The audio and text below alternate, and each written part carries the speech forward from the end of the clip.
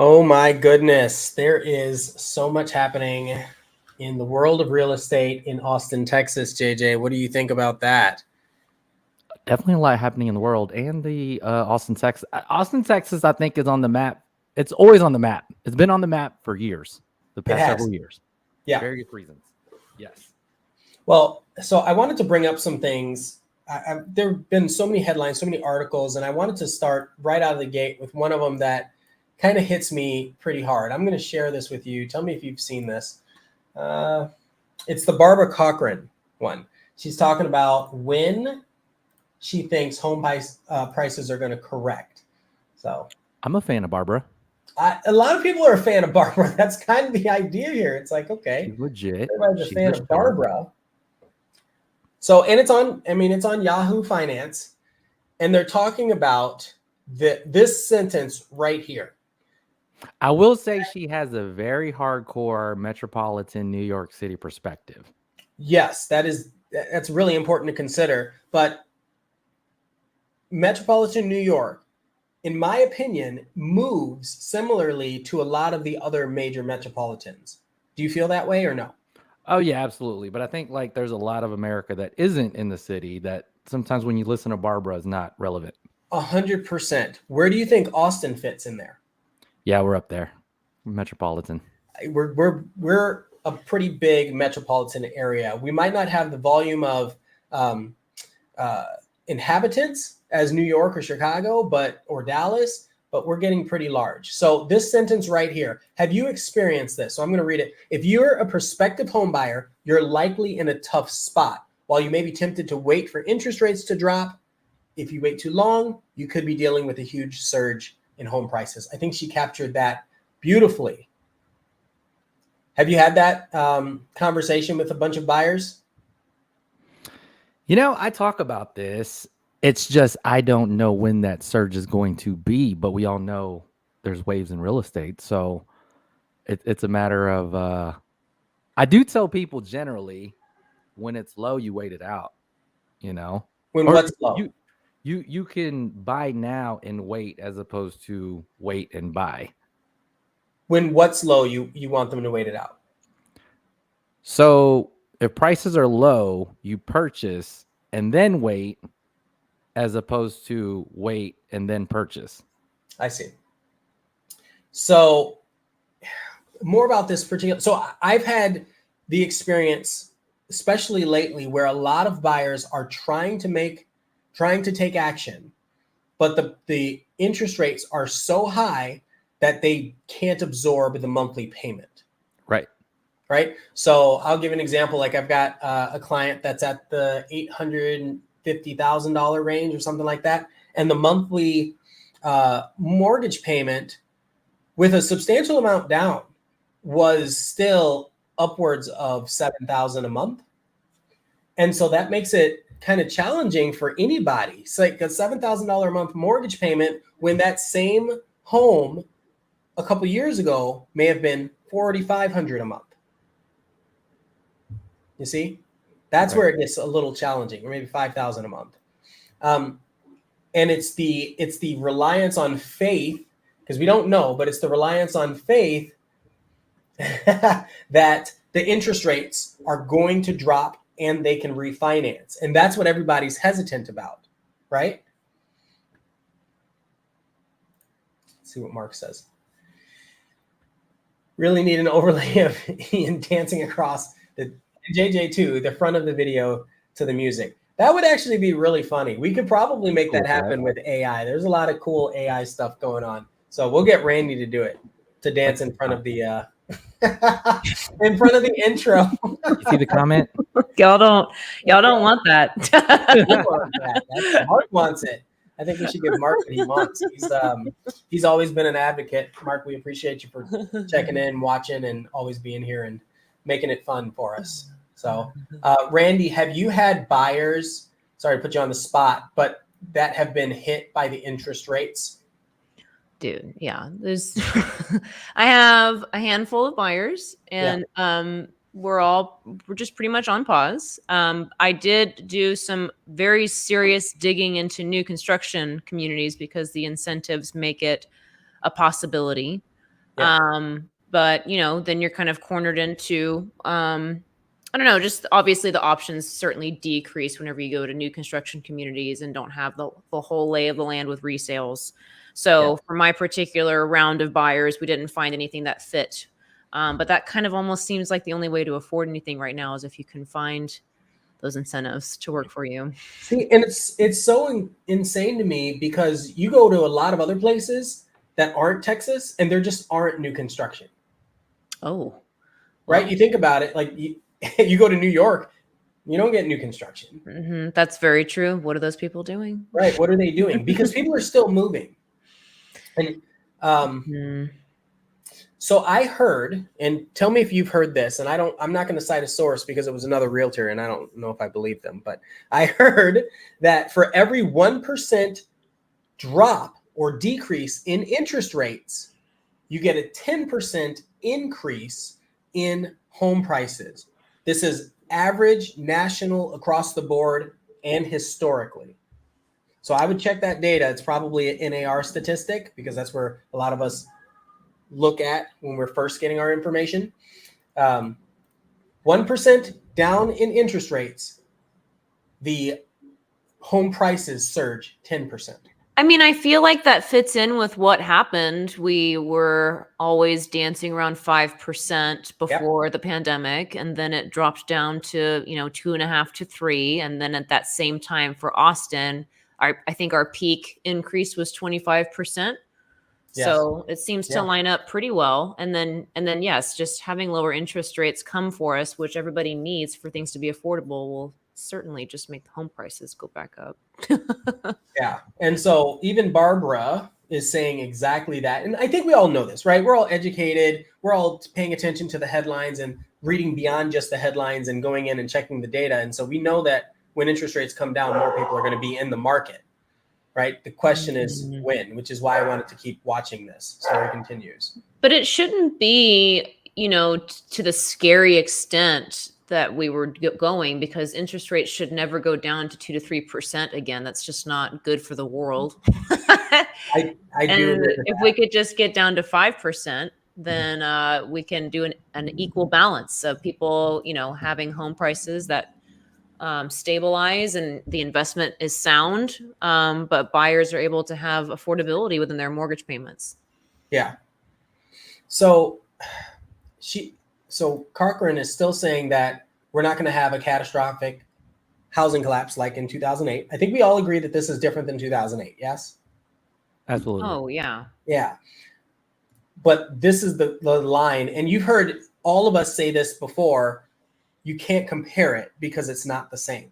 So because of that, we don't really know. The Fed doesn't know. Nobody actually knows what they should be doing to correct it. And I think that's part of the issue, right? This is interesting too. So she talks about commercial. So commercial is something that I don't have as tight of a pulse on. And it talks about commercial people not having the confidence to buy right now. Have you heard anything or spent any time listening to people talk about commercial? I'm just not involved in that space. I don't have valuable insight to share on that. How about you, JJ? Yeah. Not too intricate. Just kind of intuitively, I understand office space. I think she's talking about this here in that paragraph. Yep. Office space is on the, the verdict's out. If they need it, if it's going to get repurposed, I'm having a feeling it's going to be repurposed into something a little bit more experiential. Like, why would you go out? Do you need even retail? Just again, intuitively, definitely a residential expert, but I went into a shopping mall recently. I thought it was super outdated, and I saw a store they had like pellet guns, like you could shoot it like it was a carnival or something. Oh And I thought it yeah. was really weird. Or they had like the bouncy house where you could bring your kids to play in a playground, and I just felt like there's a weird dated thing going on in here. Like, is this going to be a carnival? Like, what is this building going to be? It's really odd. I actually really like that because if you think about it, a lot of things in life are cyclical, right? We know the fashion industry is pretty cyclical. We know that the housing industry is cyclical. We know that the things that make people happy is not money. It's spending time with other people. And COVID, I think I can say that now without having an issue on YouTube. But in COVID disrupted that. People have always wanted to be with people, right? And you start having these different generational gaps where social media breaks people apart, and they have this inflated sense of self-worth. But then it all ropes back around to when you're spending time with people, you need that. And so things like there is a point. The point is things like carnival games. It's so basic, but it's genius. And bounce houses. I was actually at a friend's, I guess my niece's technically son's birthday party, and they rented out a bounce house. And I was like, okay, this is great. Kids are bouncing, playing. There were probably 30, 40 people in the yard at the house. It was wonderful. And everyone was smiling, having a good time. Piñatas, the things that we kind of took for granted because, video games or anything else that's out in the world. And Leslie's hit it on the head. Uncharted territory. Yeah. Just like how Highland Mall, is it Highland Mall? I think it's called Highland Mall completely flipped the switch. I was blown away with how great it is. It's Austin Community College. Yeah. So it was Austin Community College, and I don't know why it died. I actually don't know much of the history. Anyway, it didn't have anything going for it. There was nobody there. There was nothing around it. It needed some love. Well, they started a lot of development projects, and around it now, they have so much stuff. They have like coffee shops and nail salons and all the things that people want and will continue using in life. And so that's just bringing together the people in the area. It's really cool. And even at that, with that being, I don't want to call it like a city center, but like a live, work, play space with different commercial. Yes. I've done condominium sales around there, and I don't know if the area is called the Link, or is that just one of the retail strips? No, that's nearby. It's not the Link, but it's very close. Yeah. One of these, there's like different things to do. So I remember doing a condo sale over there and showing that, hey, this is all getting repurposed. So this condo is going to be cooler. It's something to stick around, especially with urban infill. You want to be walkable to something because it's not a house. So that's kind of the give take about condos versus a house. That's how it kind of blends in with residential is what I see. Possibility there. I love that. I'm actually going to bring this up because these are the plans for Highland Mall, specifically because we're talking about this. Right. And Mark, we're going to get back to this, the interest rates going up, this building. We'll get back to that in a second. But yes, Pam says very much so. Interactive experience and events are exactly what's in. I think we've had that, especially after, COVID was like, get everybody away. And now it's like, God, we need to bring people together. So this Highland Mall thing, I don't know how, I don't see the date on this. It looks like 2021. So this is a little older, but this has already happened. So let's talk about the location right on North Lamar and Anderson. Here, this gives you a good view. So you've got your airport right here, Mueller, North Loop, and then Highland Station. So the train station, okay, taking you to downtown, going all the way up to Leander, the one that exists right now, okay? And you've got your Highland area. But the station, there's not a station there, is there? No, there is. I was just about to say, like, Highland gets to use the trains. I feel East Austin, of course, but then Highland and Crestview have several stations there that make it a very usable experience for anybody that lives there. Yeah. So, I mean, it's a little bit of a walk because I think the ACC is over here and the station's over here. So you've got to go a little ways, but it's still decent.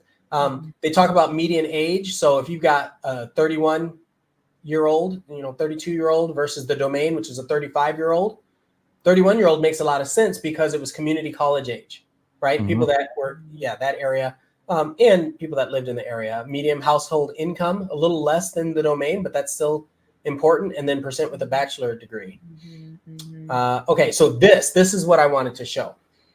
So the mall closed in 2015 and they started renovating, and this is how they've broken it out. And so I've been to a couple of the restaurants and retail space around here. It's really good. It's really cool that they've done this. So can you help me see this better? So this is like a campus and there's restaurants that go along the border of it. Or is there a road between that too? I didn't know this. I believe the way you would originally pull up was right here. Okay. I think it was right here. And so you would pull up and you'd come in and this would be the front of the campus. Okay. Wow. So they've added residential. They've added tons of parking, more parking along here.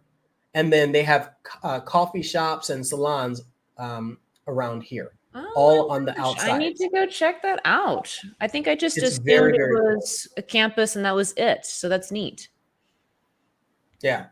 So I want to bring this up. What does Dinosaur D say? Stupid question, but do affluent areas like Highland, I love that you call that an affluent area because we just looked at the numbers for the median income, need a tram train line. So this happens to have one. Does it actually get used? That's the real question. And I would have thought more beneficial to lower income. So the median, go ahead, Randy, sorry. No, that's okay. You got it. Well, I was just going to say, if the median income was about 60,000, I think that sits kind of in between. And as far as the usage, that's something that I really, really need to look more into because I've had a bunch of people that I know that lived in Leander or that I helped buy a place in Leander that would take the train downtown until COVID. And once that hit the train, I think the usage was obliterated. But I think we need that. So yeah, Dinosaur D, the median for that area for Highland is 60K and for the Domain was 75K. Would you say Highland is affluent? That was kind of what I was going to remark on. I would say for the neighborhoods that it's sitting and surrounding in, it's less, like it's at the bottom of the price range. And it's actually that neighborhood. And then it used to be Brentwood a little bit, but Wooten, Highland, North Shoal Creek, the home prices there are much more attainable than the immediately surrounding neighborhoods there. So for its particular pocket, it would be lower income. But it's certainly, I'm sure, on its way out of that bracket quickly because there's a lot going on in that space. So, we got to keep in mind these are the details from 2021, I think early 2021. So it was more just to showcase what was happening in the area. And so look, 120 affordable housing units. There you go. Okay, some trails and then standard residential units around it. So condos. And then good amount of retail and some parks in between.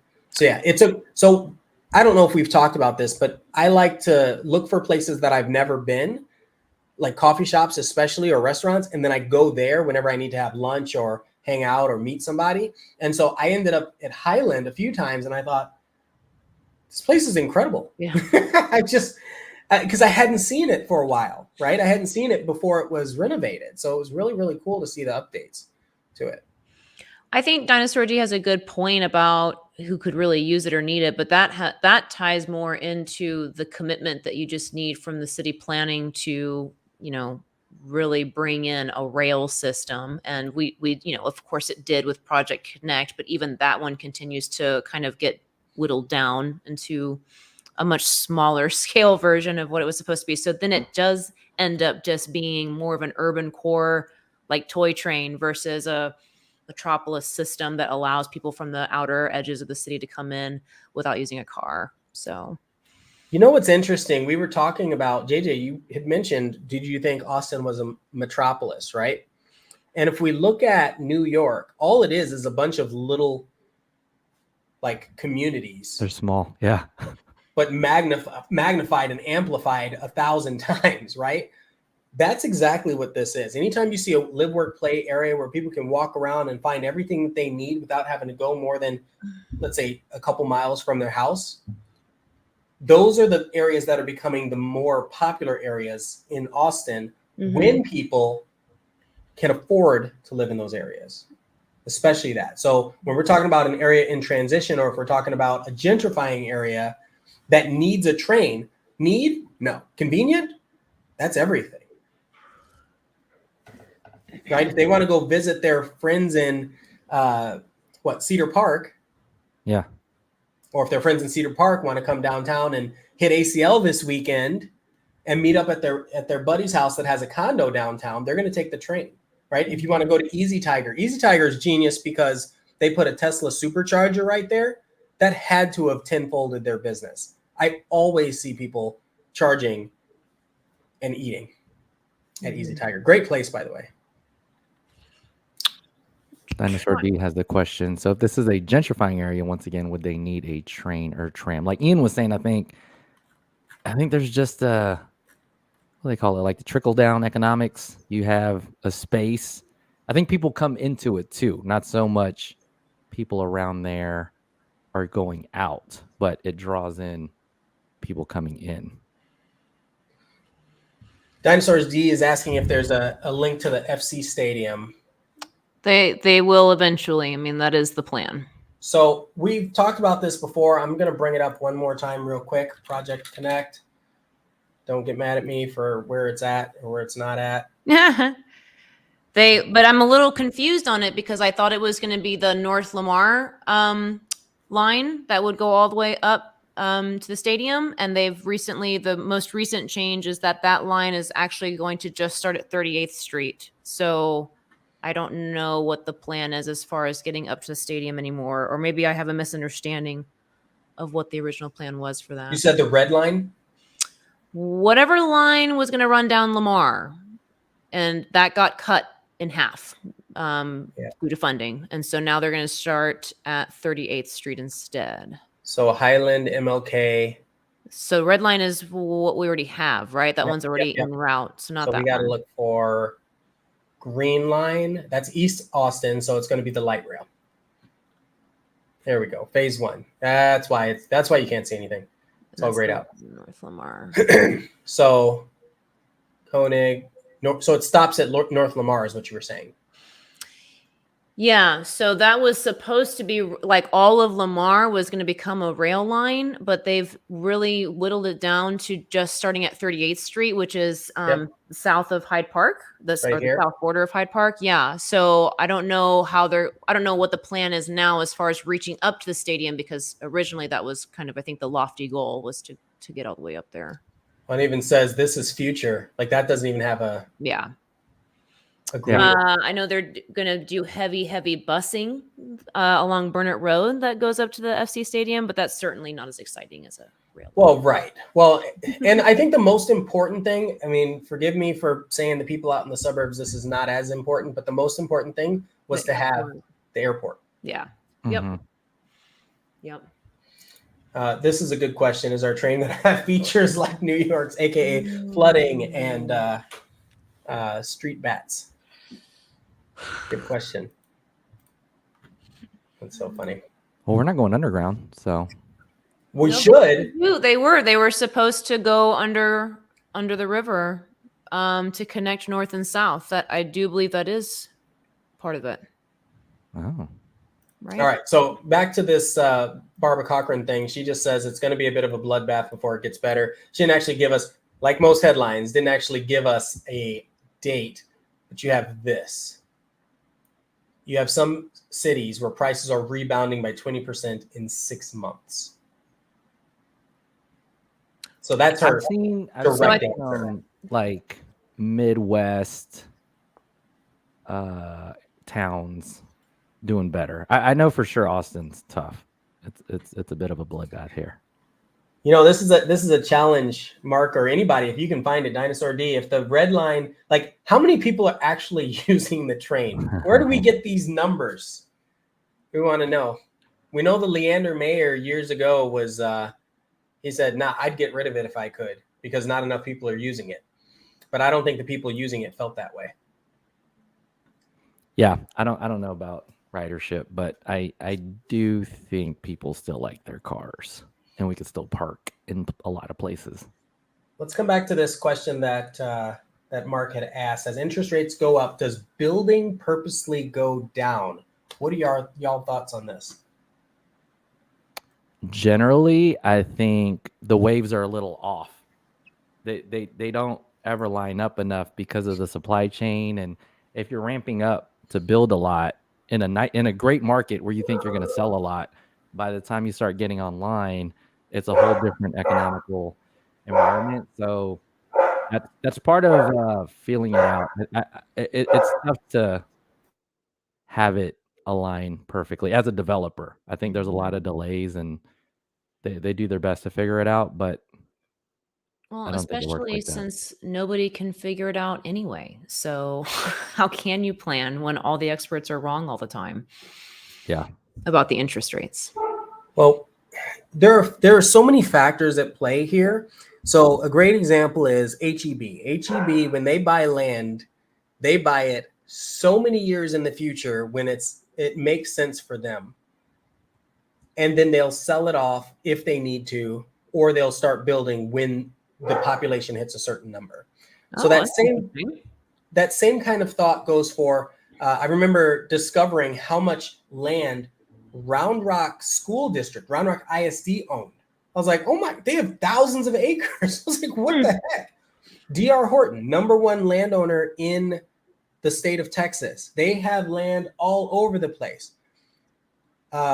A lot of people have this land. And so if they're going to start selling it to builders Mm-hmm.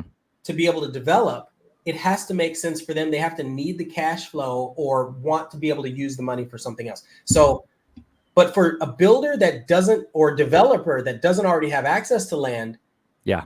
when does it make sense for them to purchase it? Yeah, I think the bigger question is how much land do developers have to sell? Right. That's it's kind of like a resale owner. If Correct. the longer you owned a property, the more likely you are to sell it because you have more profitability, more flexibility, more sales cushion. Yep. So and like Ian said, a lot of these builders have been sitting on land for, D.R. Horton's probably owning, I don't know, Liberty Hill right now or whatever. Oh yeah. Oh yeah. Right. Well, I mean, you got to think about it. D.R. Horton started in the Killeen area or Temple, one of the two. And so they probably bought up so much land in that space before they started branching out to the rest of the United States that area, it would not surprise me if it was canvassed by them and just nobody knew it.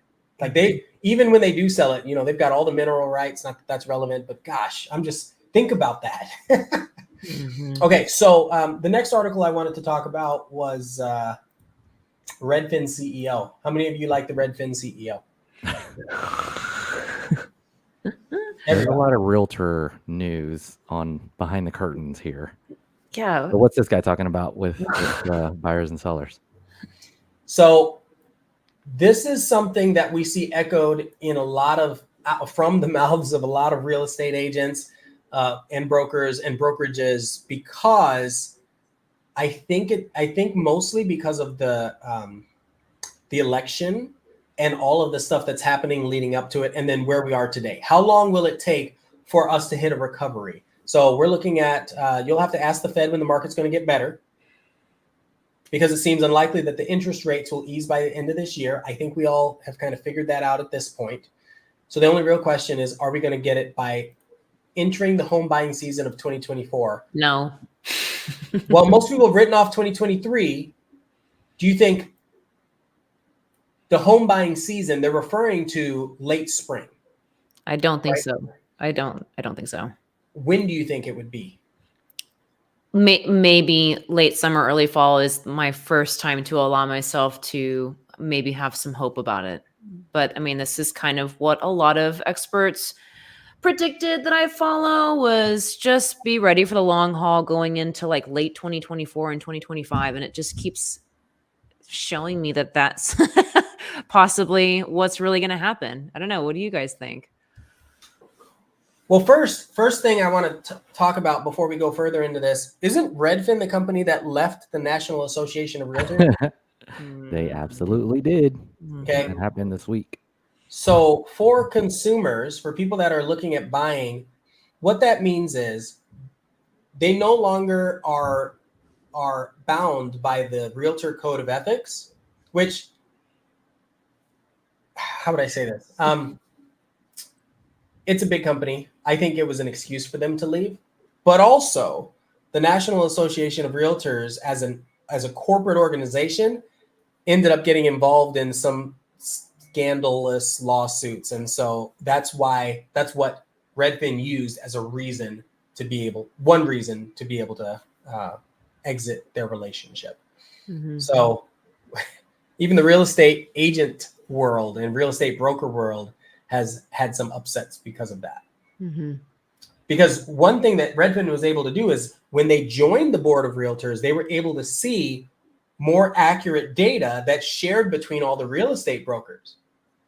So if you remember back during COVID, Redfin, you could log in and you could actually get actual sold prices of homes, real comps of homes for a little bit, which was completely illegal. Like you're not supposed to be. Well, the caveat is you logged in as a potential customer. Correct. Meaning you have access. So correct. It was that login loophole.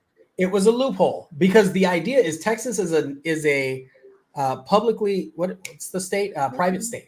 Non-disclosure. Non-disclosure. Thank you. Gosh, my goodness. So non-disclosure. So we're not supposed to be giving out that information, right? And so Redfin was like, if you log in, we'll give you everything because we're the part of the board of realtors. And so we have access to that direct information. And so they just left that. They abandoned that cause. But also you stopped being able to see that data anyway. Probably I don't know if they got sued, but that would be my guess. Somebody sent a cease and desist. Probably National Association of Realtors, honestly. Mm-hmm. This is all speculation. Don't take this for okay. So this is huge. I've seen this in a lot of articles in the headlines. Bigger implications are that so many people have stopped believing in the American dream. What are your thoughts on that? Oh, that's so dramatic and just feels like, negative news. There's dramatic. There's of course some truth to it, but it's just like, that's the problem of the internet. It's too much news and too much doom all the time. It's, Hey, this is Fox. Opinion. Yeah, I didn't say anything else, but hey, this is Fox. Notice that. Okay, so Dinosaur D. I think this is back for the Project Connect, but we're going to talk about it anyway. Numbers don't exist. Government buried it. Not to make people upset that they spent so much money on something that not a lot of people use. And don't get me wrong, I think that could change if the correct locations are joined together. Downtown Zilker, FC Stadium, and the Burbs. So he's talking back about the Project Connect and not knowing how many people are actually taking the rail line, but that they charged Austin taxpayers a lot of money saying, we're going to do this. And then when you fast forward to today, they're like, well, we're actually going to do this. And then it's going to become a toy train. It's very frustrating. It is Christmas time. So, yeah. That goes back to my development comment, too, because I think when the rail was laid out, you didn't know there's going to be a stadium there. Now there's a stadium there, and it's not. They're far apart. Yeah, that would be a huge boon. Soccer brings the world together, right?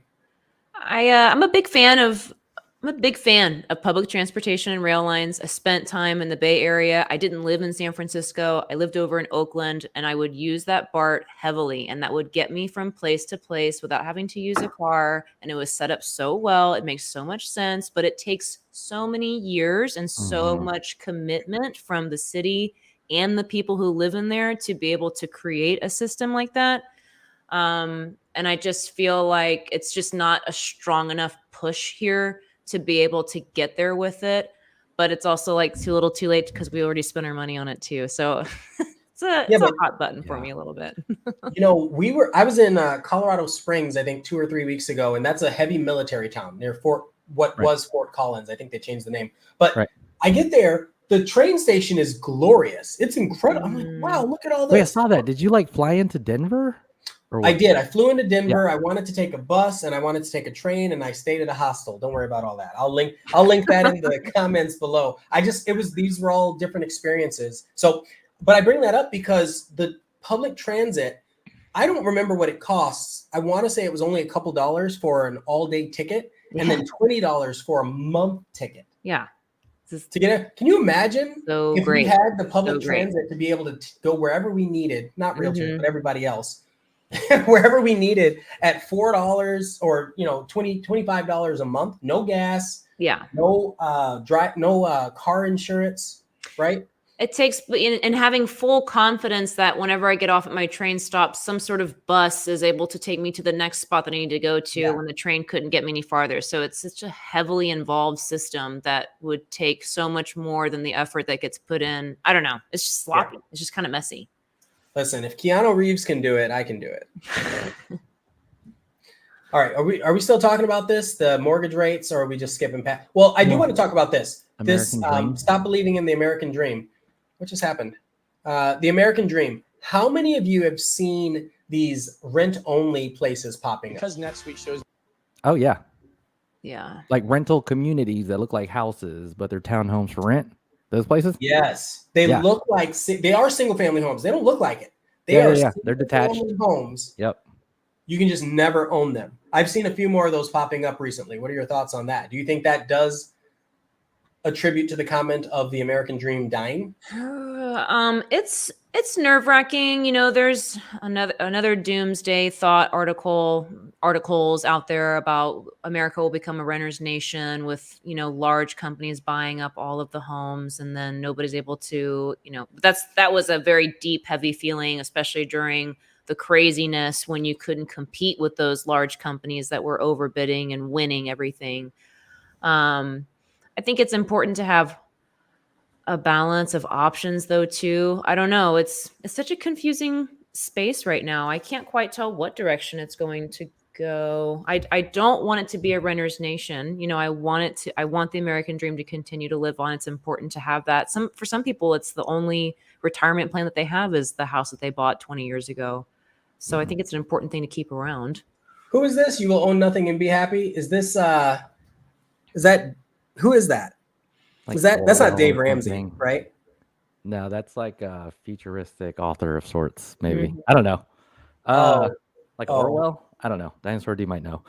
But I think American dream wise, there's so much America to cover. I think Klaus Schwab. Oh, okay. Interesting. I think there's still ownership opportunities. I don't know exactly where they're at, where they're affordable, but I do know people. There's so many people that are looking for affordability. It's going to move around. Like there's a point where Austin wasn't like the Austin we know now. It used to be this affordable. The median price point in Austin in the 2000s was in 200s, which was very equivalent to national averages, right? And I think, the country may have another pocket. I don't know where it's at. Austin's definitely a lot more expensive.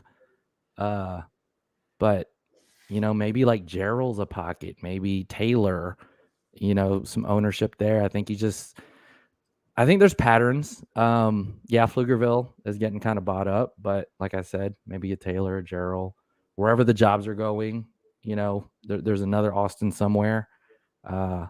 You definitely have to understand the market and figure out what's smart enough to purchase, though. This right here is probably one of the most important things I've seen most people today understand, right? So Dinosaur D says people need to own their property.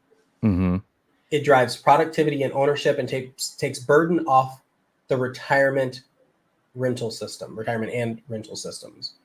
Because you think about it, the majority of Americans' wealth is in their homes, in real estate.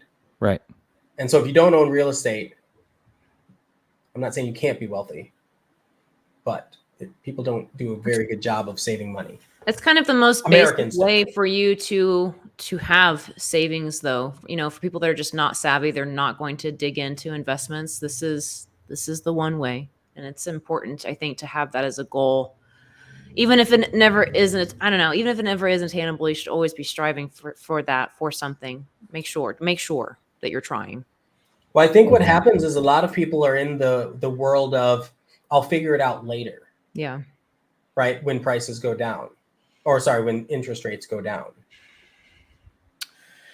I think I also plugged this last time about the KUT Growth Machine podcast. Super interesting. And it talks about how, Austin created this growth machine, and that it happens in many cities where it's just a kind of a handful of people that make that call that they're going to skyrocket this town and make some money off of it. But then once the city gets going on that growth machine, it's kind of hard to turn that faucet off, and it makes everything incredibly unaffordable for the regular people that were living here before and carry on into the future. It's really interesting podcast. People should definitely tune into that. Can you link it after the show? Can you just drop it in the comments? Yes. You're like, maybe. This is another one that I think is really kind of important to note. If mortgage rates drop, then maybe your asset isn't overvalued. I know why he's saying it isn't. I mean, I'm not bringing it up because of why he's saying it, but I think that the statement itself is valuable, because I have run into a lot of people that say, I don't want to pay this much for a house because I feel it's overvalued. It's like, well, it's not overvalued if you're not selling it tomorrow, right? If you're going to buy this place and it's going to be there for even 5 years, and you have the chance to refinance, it's not overvalued. It's just what you are considering the value today based on the information you have today. Yeah, it's really interesting because, a couple years ago, right? There was a frenzy. Yes. Right. And it's super slow now. And, I know you may have to have big pockets to wait it out, but I constantly tell buyers, like, would you want to shop when no one's shopping? Right. Where you could just make an offer. You could have the attention of the seller, just you, no other multiple offers, and attempt to negotiate with this seller. Or do you want to wait for the frenzy, like, the extremes? Or are you going to try to time it out somewhere in between? But if you could hold out, let's say till 2025, let's just maybe, right? Like spring of 2025. I know that's far away from now, but I don't think you would want, I don't know. I don't like the frenzy. It's you're caught up in it. If you're sitting on cash, let's say you're sitting on $1 million cash. Mm-hmm. And I know not everybody's in this situation, but I know. Let's just hypothetically say that. And you're like, well, I don't want to buy this $400,000 house because I think I can get it for $375,000. Imagine if you wait until then to start buying. Like, depending on where your money is, what is the likelihood that you'll get it to grow better than if you were to buy two houses at less than $500,000? It's a good one. It takes deep pockets. I admit that. Real estate, Well, people that have cash have a lot of opportunity right now. I remember back in during COVID times. Is that a thing? Can we call it that? During COVID times, a lot of people had cash and said, no, I'm paying cash. It's like, yeah, but interest rates are 2%. Nobody cares. Yeah. Yeah. I would say, if you're looking at a $400,000 house and you don't want to buy it right now because you think you can get it at $375 later, you could probably get it at $375 right now. Yeah. So it's like, that's where the deals are at right now, is heavy negotiation and then pile on some concessions if you don't have the cash to help the interest rates. You can do those things, but it's really hard to convince buyers to play that game and, and to believe in it. Mm-hmm. The same, I think a lot of times what buyers don't realize is that the sellers have to make money to do whatever it is they need to do. Mm-hmm. Yeah. So there is a bottom dollar. And if you're exceeding that bottom dollar, unless it's life or death, they're not going to go beyond that bottom dollar, that whatever that net zero number is, right? So you have some people that have to move back for work. It's kind of an interesting situation. You have some people that have to relocate because of health reasons, family. It's always love or money, right? So that might make sense. But if somebody's in their house and they're like, I'd like to buy another house in another community, move a little further out, get away from people because Austin's growing too fast. I hear that all the time. Right. Right. Well, that seller, sure, they want to go and they want to buy a house that's at least a lateral move in most cases. So in order to sell their current house, it depends on when they bought it. If they've had that house for 10 years or 15 years, they might have some equity to play with. But so many people bought houses in the last 3 years that are now in the situation where they want to make a move. They don't have the equity to play with. And I don't think the buyers understand. They think, well, I'm paying cash. I'm ready to close. They can give me an incredible deal on this house because I know they can, because the market's not what it is. It's like, yeah, but the equity isn't what it is either. And I don't think the buyers are seeing that. Yeah, that's a good question to ask. How long has the owner had the house? Well, if you look at a house and it's built in 2020, there's your answer. Yeah. Because we get that all the time. I want a house that's new, and I want to offer them $100,000 less on a $600,000 house. I'm like, dude, it's 20% less. Where are you getting this? Where are you coming up with this? So go for older houses if you're looking for more opportunities. Leslie also says it is not about timing the market. It is time in the market. Yeah. Yeah. It's a long game. Would you agree that real estate is just kind of a deep pockets, down payment? Oh, pay monthly? I don't know, man. I'm working on an assumable right now. So for those of you, that's an opportunity. That's an opportunity for buyers that don't necessarily have the means to put they can't necessarily afford the monthly payment or don't want to pay the monthly payment. The problem is you usually have to give a pretty substantial down payment to make it make sense. Oh, yeah. For the owner. But Usually. So for those of you that don't know, an assumable is someone has a loan on this house. Let's say they did buy it in 2020 and they need to move. They've got this loan at, let's say, 3% interest rate, and you want that loan. You can buy that loan from them and continue on with their mortgage, right? But in order for that to happen, their exit has to be worth it, right? So if they were to sell the house today, let's say they could sell the house at $500,000. You can't go in and offer them $200,000 and expect them to give you this house. Well, it's also mine. Oh, it went quiet. Your mic. You're muted. You're still muted. Okay. There you go. It's my understanding that for assumable mortgages that you also have to have the cash to cover the difference between the loan and whatever it is that the purchase price is going to be. Yeah, that's exactly my point. You have to buy the loan from the seller, and then you have to pay the difference that they owe the bank. Yes. Yeah. But then you get the interest rate for the remaining balance. It's great. Yeah. Yeah. That's going to be pretty great if you can accomplish that. We'll find out. It's kind of a long timeline, right? That's the other caveat about the assumable mortgages is that you could be in that transaction for many months. Yeah, a couple months. That's it's a couple months, but we've got time. I think so. This is for a new build that's not closing until April. And so the house comps well. It's a great opportunity. The mortgage rate on this one is like 3.4. Right. And it's a sub $500,000 sorry, it's like a $520,000 property. Great. Good opportunity for somebody who wants, and it's currently rented and the tenants want to stay if somebody wants to do that. And if they don't want to do that, then they can move in when the lease ends. Are you on the list side? Yeah, list side. Ooh. Yeah, that's so great. I've got so many off market where the buyer is ready. The seller is ready to sell. But it's almost like, well, we got to get an offer. We're not going to put it on the market. They don't want it to sit there. They don't really want to deal with the stress of selling it. But if someone comes along and they're offering what they think it's worth, they'll sell it. Yeah.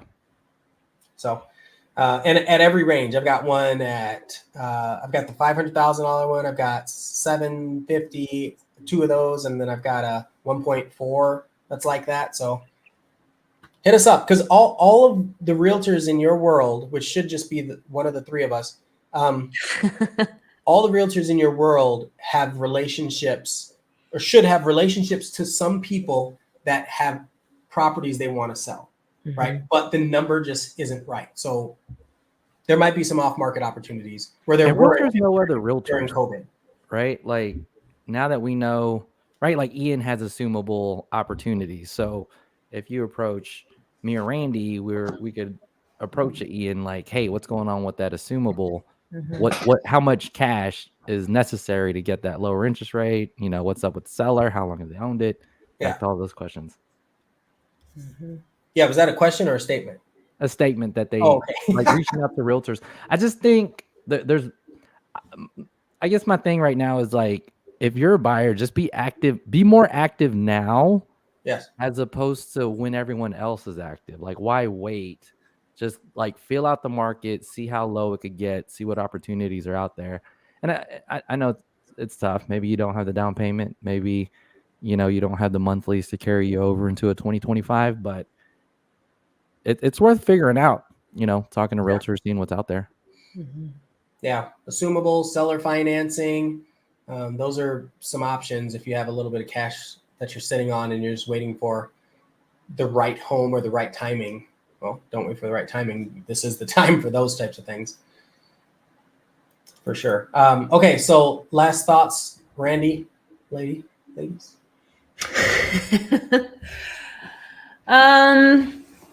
My last thoughts are that it's just a really quiet year, and I agree with JJ that if you are a buyer and you are interested in trying to see if there's a deal out there, that there is a deal out there, but you have to be willing to dig and search with your real estate agent and to do those negotiations, and that I don't see those interest rates changing for at least another half year plus.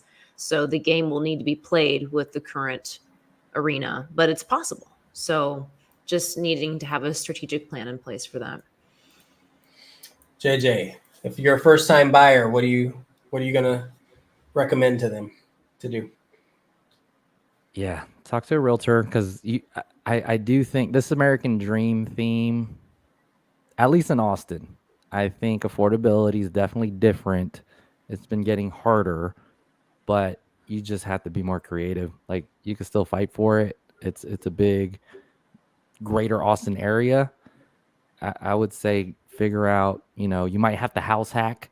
You know, I recently sold a house to a 21-year-old, and he was able to figure out a down payment, which he did have a significant amount, but mortgage wise, after renting out each room, he only had to come up with $200 a month. South Austin house in the 400s, and he's in his 20s. Thank God he had a down payment, but you know, besides that, even figuring out house hacking, it's different things that you got to figure out. You can still do FHA loans. You know, these things are still available to you. You just got to dig, like Randy was saying. Man, I was just working on a deal, I think Saturday, where the guy's buying. He's like, I need a duplex for under 500. I laughed a little bit inside. Yeah. And then I went and looked. Like, where is this? Well, yeah, but then I went and looked. It's actually a surprising amount. There are I'm doing a that lot. exact search too. that are already rented out, or one side's rented that someone could move in. It's just crazy. But Like where? Like I can't north. tell you that because I'm still searching. I mean, we have one that we put an offer in on, but Kind of in that Highland area that we were looking at. I see a lot of them I pop can up see over that. there. I can see Just that. north of 183 has a lot of them. Yeah, Up towards the Jollyville has sellers- a lot of them. It's sellers are ready to cash out because they have other plans they need to do too, right? Yep. They're retiring that have had duplexes since the 80s. 78723. That's another one that has a lot. The one thing I want to say, and this is my message to sellers, right now, a lot of sellers are trying to sell and buy something. If you're buying something and you expect that you're going to get a deal, you're like, I'm going to submit an offer that's a little bit lower, right? Maybe they can help me out with some closing costs, this and that. so that I can save the equity on my home. Just remember that there's a buyer on the other side that's looking at you that same way. That's all I'm saying. Be prepared. Be prepared. When you go A lot of to moving market pieces here. for garbage. But that's okay. Well, that's been a wonderful real estate lab. Thank you, everybody, for joining. Leave some messages in the comments, and we'll see you again soon. Thanks, everybody. Thanks. Bye-bye. Thanks.